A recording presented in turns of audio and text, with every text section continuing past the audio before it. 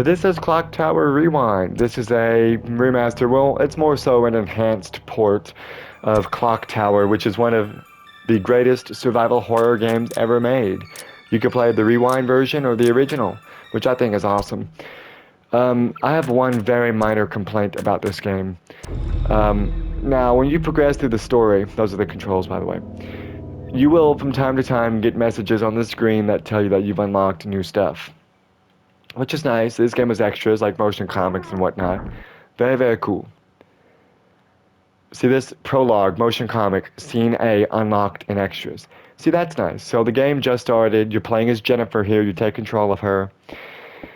Let's turn on the lights in here because it's quite dark.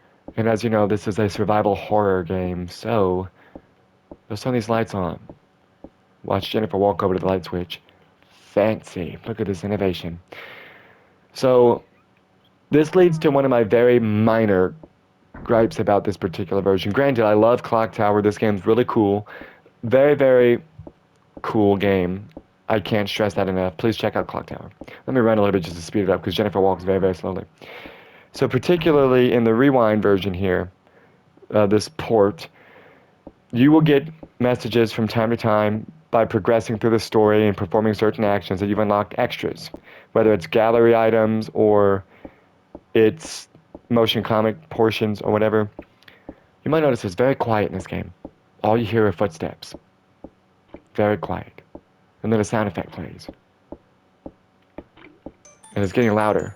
Ooh, and now the ambience picks up because there's some noises coming from this room. So of course we're going to send Jennifer up to investigate. I guess we're playing as Jennifer, but still.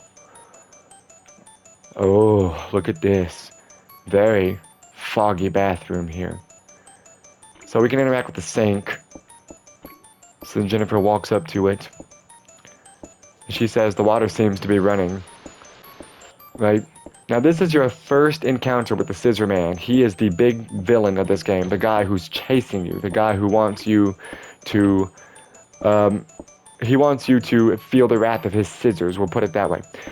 So you walk up to the shower here, and then Jennifer opens the curtains and finds that Laura is dead. She is the first victim of the Scissor Man. Look how dramatic this is. It's really cool. And then it zooms into her eye. Really cool. That's awesome. Really cool. And the game's like, oh hey, you've unlocked a motion comic. And now look at this. I'm over here trying to run for my life, and I'm reading the screen. I've unlocked the motion comic part. Oh, in the extras. And I'm like, okay, this is a really dramatic moment. I'm running for my life over here, and the game's like, hey, you've unlocked new stuff. That's just a very minor gripe that I have. It kind of ruins the immersion a little bit, you know? Okay, see, I've got to run. This guy's chasing me. I gotta run now, please. Come on, Jennifer. Fight for survival. Come on. Let me mash the panic button. So yeah, that's a very minor gripe that I have about this game. It's not that big of a deal. It's very, very insignificant, very minor. But I think it ruins the immersion just a little bit. But anyway, that's Clock Tower. Please check this game out. It's really cool.